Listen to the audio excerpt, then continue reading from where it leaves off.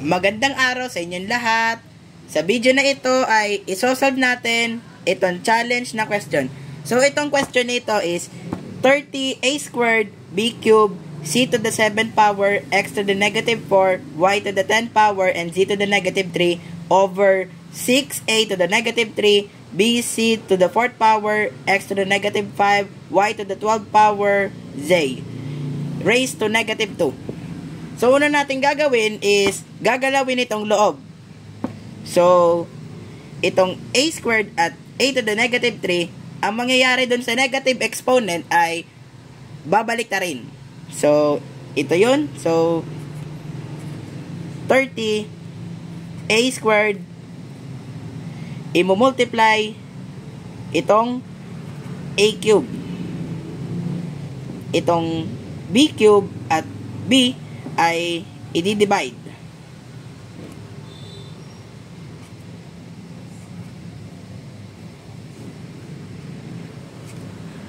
Itong c to the 7 power and c to the 4th power ay i-divide din.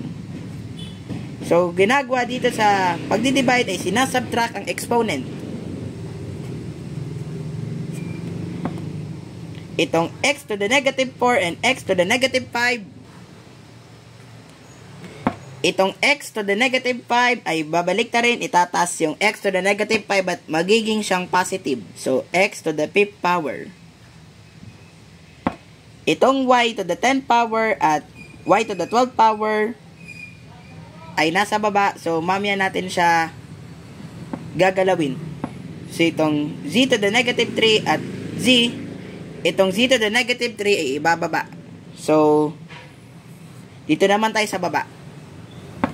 So, itong x to the negative 4 ay ibababa. So, magiging ito ay x to the 4th power. Itong y to the 10th power at y to the 12th power ay sa baba din. So, y 12 minus 10. At itong z i-multiply dun sa z cube. So, times z cube. Okay. So, isi-simplify pa natin ito.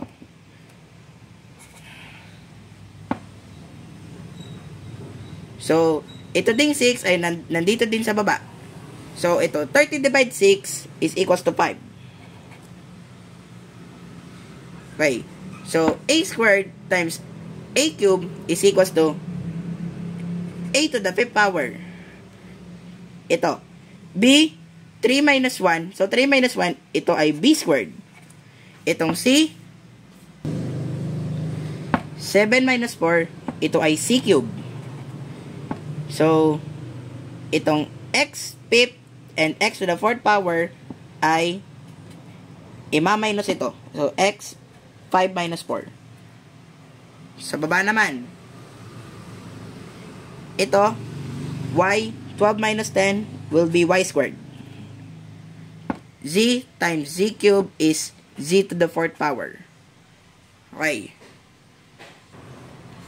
So, ito, open and close parenthesis, raised to the negative 2. Okay.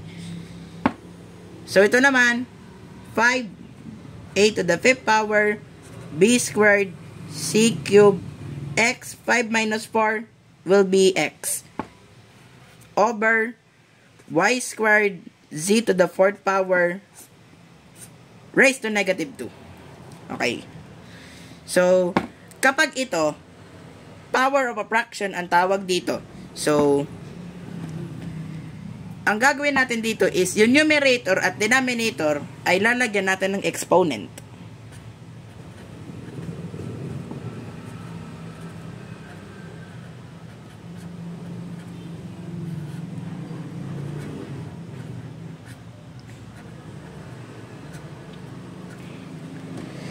Kapag ito ay negative exponent, ay babalik na rin natin.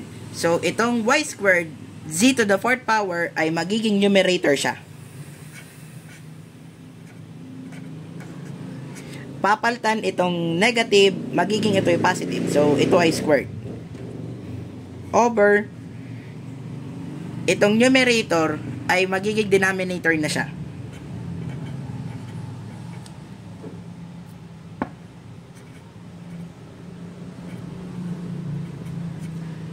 So, negative 2 ay magiging 2 na. So, itong numerator at denominator ay susundan natin ang power of a monomial. So, ito yun. So, y 2 multiplied by 2. Z 4 multiplied by 2. Over 5 squared a 5 times 2. B 2 times 2. C 3 times 2. X squared. So, ito, sisimplify pa natin. So, y, 2 times 2 is y to the 4th power. Z, 4 times 2 is z to the 8th power. Over 5 squared is 25. A, 5 times 2 is a to the 10th power. B, 2 times 2 is b to the 4th power. C, raised to 3 times 2 is c to the 6th power. Then, x squared. So, ito na yung sagot natin. Okay. Maraming salamat sa panonood itong video. Keep like, share, and subscribe to my channel. And also, follow me on Facebook and Instagram. Maraming salamat.